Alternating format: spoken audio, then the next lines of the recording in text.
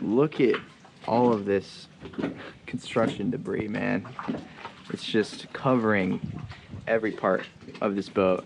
But luckily it comes off. It's just, I gotta wait till construction of the house that we're docked at is done, and then I'm just gonna come through here with a pressure washer and just wash everything. This is our boat now. Oh my God.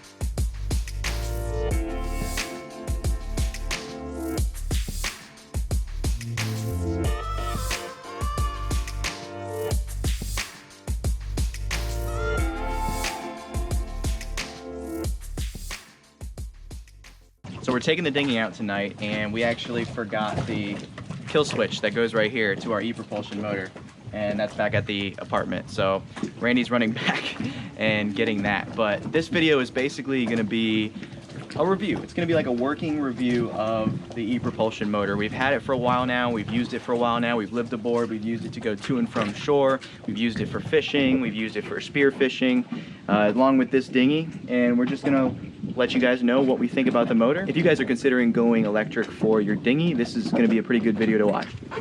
Thank you.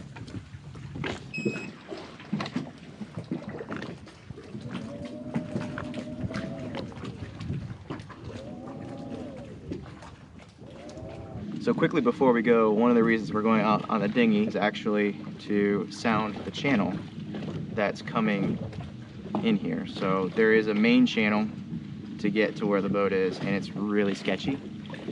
It's right by a cut, yeah. So when the tide's going in or out, it's honking. precarious. Yeah. Yeah. But there's supposedly a cut through that the locals know about that is uncharted. We should be able to get through with our sailboat, but just to be sure, we're gonna actually go through and physically sound that cut through.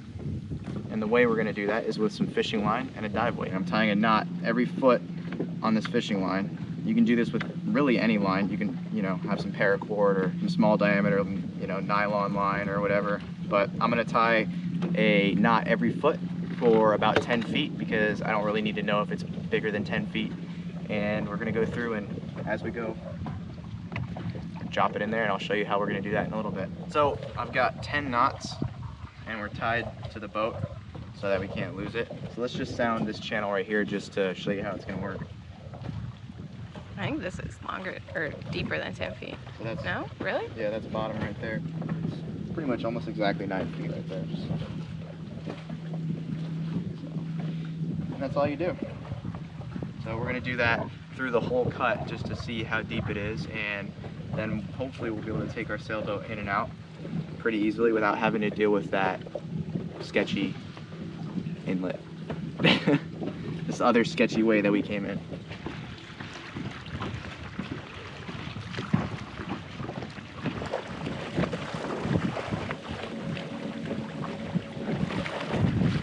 There's the Atlantic Ocean. First I want to say we really love this motor, and I hope that all of the other noise around me isn't like blocking out my voice, but the one thing that you're not going to be able to hear in this is the motor itself. Notice how you can only hear the splashing. Wind, the splashing of the water, but you're not hearing the motor at all. And we're at about a third throttle right now. It's so quiet. It's quieter than any other noise that's gonna be on the boat. I know I'm in a channel right now, but that's full out. So this is about 4 knots. We're still not on plane. It's never gonna get you on plane, but it moves you along at a pretty good clip. We found that it's most likely a really good replacement for those little low horsepower motors with the integrated gas tank. Way better than that. It's about the same power, and you never have to fill a gas tank. If you want a little more power, Epropulsion actually makes more powerful motors that can get you on plane. You just need an external battery pack. So this is actually the battery for this motor. It's integrated. You don't need a separate battery pack or anything like that. So the cut through that we're looking for is going to be between this point right here, and I believe there's a marker right out there. So we're going to go ahead and do that. Oh, did they mark this? This wasn't marked before. Oh yeah, the red green buoys. Someone put out red and green buoys here. It's gonna make it a lot easier. Yeah, that's awesome. That wasn't here when we came in with the sailboat. These are brand new. This is typically easier if someone's not filming. 2,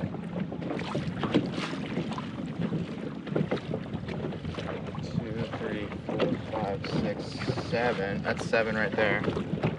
Now it is closer to high tide than to low tide, so we should come out one day during low tide and redo this. But as far as filming goes, we had to wait for the construction workers to be gone. 4, 5. I'm gonna go up to 7 feet and just 6, 7. I'm gonna hold it at 7 feet. That's 7.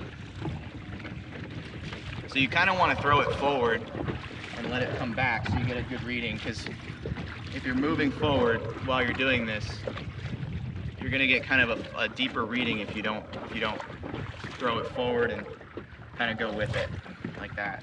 So right there. So it's right there. So 1, 2, 3, 4, 5, 6, 7. So yeah, it's pretty consistently 7.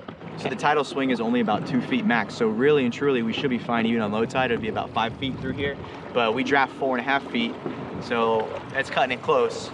But I think, you know, we'll try to come in and out at high tide with the boat, and I think we should be okay. Let's go try to fish. So Yes? I'm gonna go over here and see if I can catch some bait first. I do have 2 little bait fish that I caught earlier, but I'm gonna see. There's some grassy flats right over here, so I think I'm gonna try to throw a cast net and see if we can catch some more. And then we're gonna try to catch some dinner tonight. Now the cool thing about this motor is that it doubles as a trolling motor. It's so quiet that it will not scare the fish. Yeah, that at is all. kind of awesome. So that's kind of why I want to do a little fishing as well today, just because it is such a good little motor if you want to do some fishing off your dinghy. All right, I'm just gonna blind cast here into the grass and see if I catch any pinfish.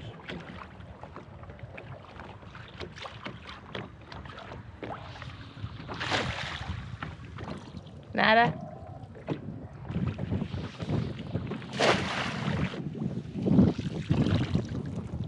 Oh. Yeah, nothing. All right, to the mangroves. To the mangroves. We've got a couple little baits already, so we're just gonna go use them for now. If I see anything else, I'll throw the cast net on them. So right under this bridge right here, the current just rips through, and it's more of a slack tide right now because it was just high tide, so the current shouldn't be too bad, but it gets bad right here, and you have to make a really sharp turn because it's shallow right there, and it's just really sketchy on the sailboat to actually come through here with that current, make that cut, and then make a complete 180. It takes some real skills, and not to say that we can't do it, it's just a straight line right there is way easier, and you don't have to deal with the crazy current.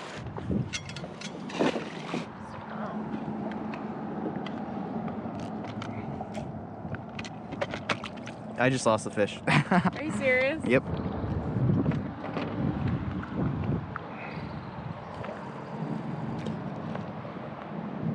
So I'm pretty laughably bad at hook and line fishing, so you guys just saw me lose that one bait, but might as well talk about the motor a little more while we're fishing. One thing we quickly wanted to say was that Epropulsion did provide us this motor for us to use and try and to do this review. They did not pay us to say nice things about it or anything like that. They just wanted an honest review, and that's what we're giving them. I'm gonna put a link for more information on the Epropulsion motor, as well as the contact information for the distributor, Mack Boring in the US, so that you guys can contact them if you have any questions. I think it's the perfect replacement for a small gasoline outboard. And if you are looking for just a motor to go to and from your boat as a tender, it's perfect, 100%. You never have to carry gasoline. You never have to worry about filling up somewhere. You can just charge it on your boat, hopefully, you know, with solar or anything. Exhaust residue. We temporarily borrowed someone's gas motor at one point, and it left like all this residue on the back of the boat. That was gross. Yeah, there's no exhaust. It's not smelly. It's nice and silent. Quiet, yes. The one limitation I would say is going to be really speed. So it doesn't get us on plane. We have about a 7.5-foot rib. It doesn't get on plane. The fastest this motor can go at full speed is 4 to 5 knots. It does have a lot of torque, so going against currents and winds, it does pretty well, but it can't get the boat on plane. So that's one thing to take into consideration. The Spirit 1.0 is what we have for Epropulsion. It's the 1 kilowatt motor. The range is pretty good. It can go about 15 miles, about that, 10 to 15 miles, I believe. And honestly, it can go all day long of going to and from the boat. If you're at harbor, it can go, you can use it all day long pretty much if you don't go super far, and you won't have to worry about, you know, changing the batteries. We have 2 batteries, so sometimes when we've gone on some long trips, we've taken the extra battery, and that's a good little, just a level of reassurance there. Yeah, but we've never had to use the second battery, so you get a lot of range for it. Now, if you are the type of person that wants to go out miles, wants to go offshore in their dinghy, and wants to go spearfishing the reef 3 to 4 miles out, I wouldn't do it with this motor. It's not fast enough. If weather were to come in, you're going to be stuck going 3 to 4 knots in a dinghy, and that's just not fun. You are better off going with something more powerful. They have 2 more models, so maybe the Epropulsion, it's the Navy 3.0 and the Navy 6.0. Yeah.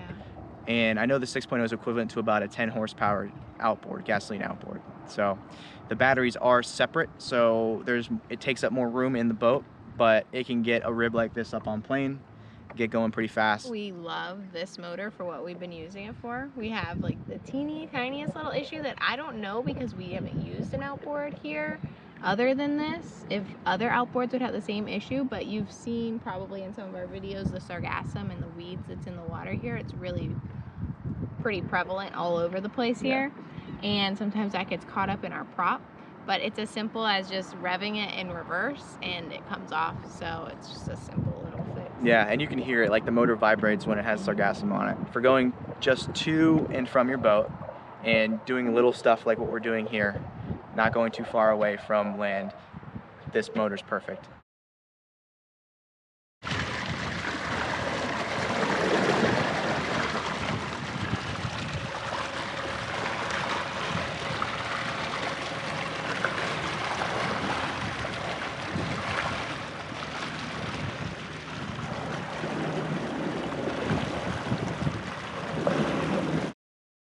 I've got it right and I got it wrong, but I learned my